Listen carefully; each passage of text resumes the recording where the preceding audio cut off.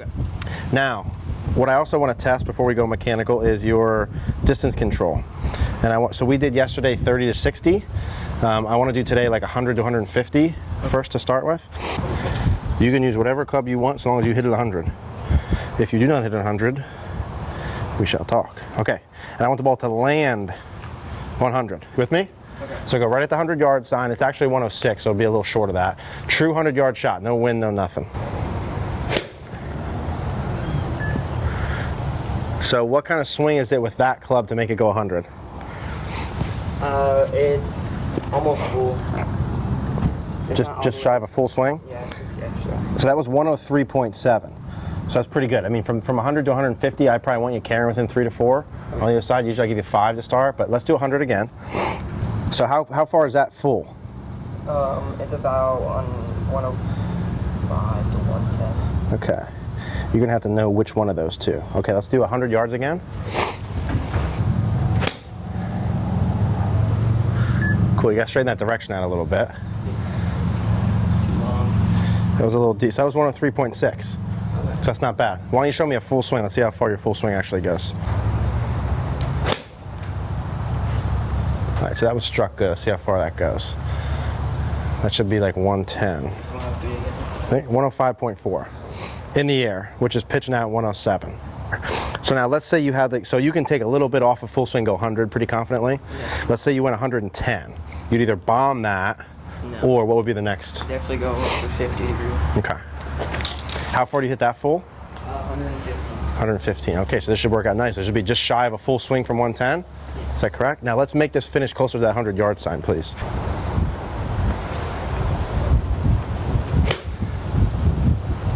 Gotta go.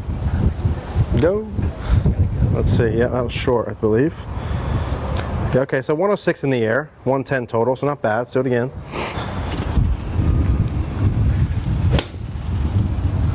Yeah, that was struck good. Let's see. Yeah, I think that should be pretty good there. It might even be a little deep. Yeah, it was 115. So if you're going 110 yards, are you just feeling like it's a little shorter than normal? Like what do you adjust to take the distance off? Just swing length? Yeah, pretty much like, actually kind of like speed. Okay, softer? Softer. Okay.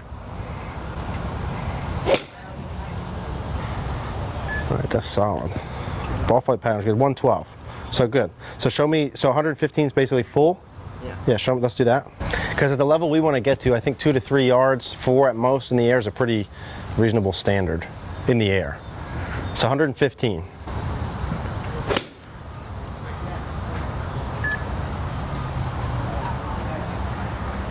Let's see. Okay, so that was 118. So still good. I'm okay with that. So that's about a full normal swing. Now, what would you do from 120? You go pitching wedge or jack that? Yeah, just use the pitching wedge, but really this is a hard shot for me. How far do you hit that full? Like 135, 140? 135. Okay. So in between. let's go full swing first. Just a normal full one.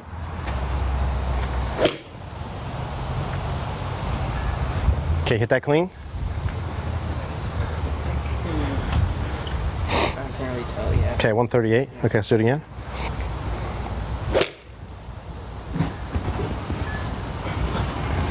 Okay, so that should be good. That one was 130. Missed that one a little bit? Yeah, it didn't. It was on the inside of the club plate. So 135 normal, 130, 40 if you're going after it. Yeah, Now, I usually hit 9 for one. like a controlled? Yeah. Okay. So let's go back to 120. So options in terms of hitting it shorter, right? Grip down on club, speed or swing length, right? So going from 135 to 120 is a pretty big gap. You're probably going to do 2 out of the 3. Especially if you're struggling with this zone, let's put some kind of swing in. Like for example, let's say pitching wedge, if you grip down a little bit and only go like chest to chest or shoulder to shoulder or something along those lines, 3/4 swing, whatever. Chest to chest meaning Hands. So my hands will go to my chest on the way back, chest high, and then to my chest on the way through. Or shoulder, arm, whatever. It's arbitrary. We'll pick a spot. Show me a grip down about like a little bit more than you normally do, and let's go chest to chest and let's see how far the ball flies.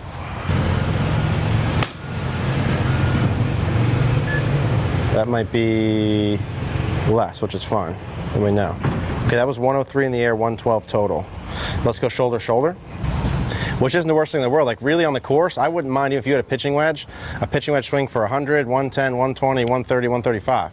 It'd be nice to have that option, a low flighted shot. You know what I'm saying? So let's do the same thing. Let's go shoulder to shoulder for 120.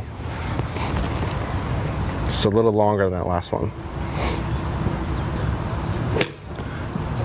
That's gonna be too short. So maybe we'll lose the grip down. So maybe 110-ish. Okay, 108.8 in the air. So I would pitch forward normally 115. So that felt shoulder-ish. Yeah. So eliminate the gripping down more than you normally do. Just do normal and go shoulder to shoulder. Let's see how far that flies. That flight is good, dude. I think you should almost just hit that as your normal shots from these distances. It's too far to the left, obviously. Okay, that was 125, but that was kind of pull hooked. Let's do that again. Like it's lower and it has a nice little penetrating draw to it with your wedges, which is easy to control. You don't really want to hit those wedges too far up in the air. No sense in it.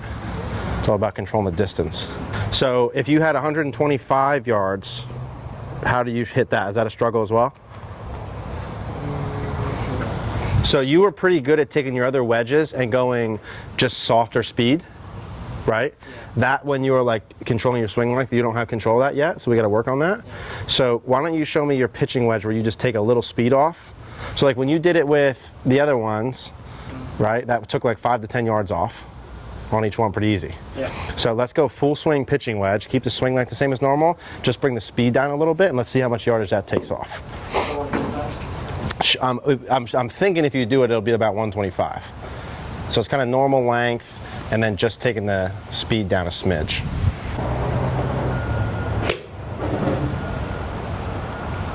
Okay, let's see if that's enough. Get going. 120. Okay, 118. Oh, yeah, let's do it again.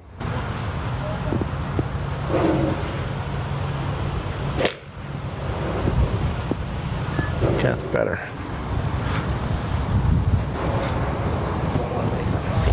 Yeah, okay, 127. So that's so smooth one like that's a 125 number. We got to work on a 120, which should be the same thing. Just take a little speed off and lower the swing length. Can be a grip down, can be a million different things. So that's fine. Now your pitching wedge goes 135, yeah. Normal-ish, right? So let's say 140, you do a smooth 9-iron. Yeah. What does your 8-iron go? 150. 150. So let's do an 8-iron for 150. Cool, so the full swing stuff with the shorter iron is pretty darn good. There's a lot of wind right to left. Okay, so that was 154 with the wind carrying it, right? It's 150. Now, can you hit your 7-iron 150, like a controlled shot? Yeah. Like, that's plenty high. What's your normal 7-iron, 160, 170? 165, yeah. Okay.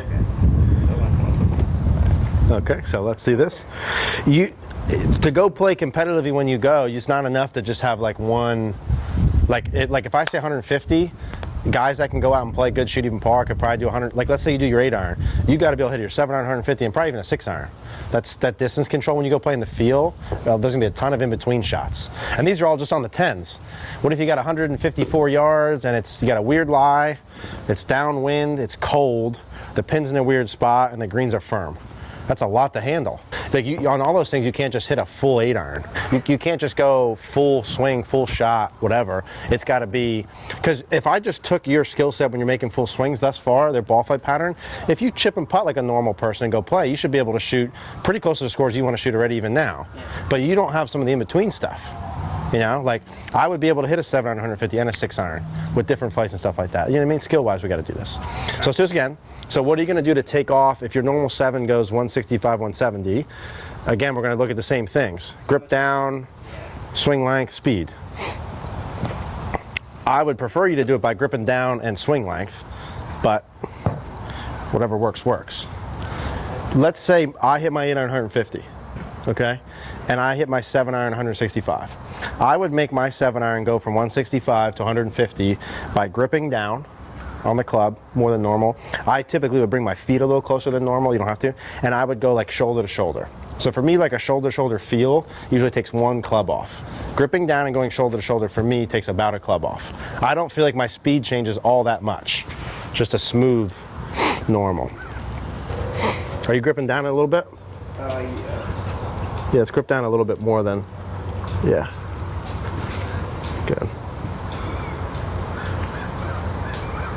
And then we're going shoulder-shoulder.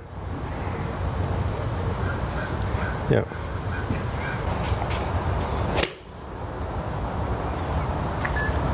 Now, in swing wise, when you're doing these shots, are there any other, well, let's do one more because we'll talk mechanics here in a minute.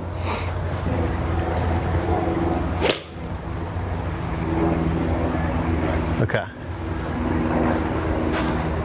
So let's sort of recap some of these things and talk about what we're going to do here. So that was 152, right? But that's got to go way better. Not even close to good enough. But we're going to get it good enough. Okay. So like from 100 all the way up to about 150, I would have you practice in like 5-yard increments. You should have a shot for 100, 105, 110, 15, 20, 25, 30, 35, 40, 45, 50, 55, 60, probably all the way at 200. I would get a baseline feel here if you have a TrackMan, or I'd go out on the course and do it with multiple balls. I don't think there's any better practice than that. And I would even do multiple clubs. So let's say you start at 100 yards and you do just do 2 balls. You got to use 2 different clubs. Okay. Hit them, play them in, keep a score, roll to the par, and then move back, and then do the same thing. So if you're at 150, hit one with an 8-iron, one with a 7-iron. Okay. Play them in. Par's 3, you got to get even par better to move back.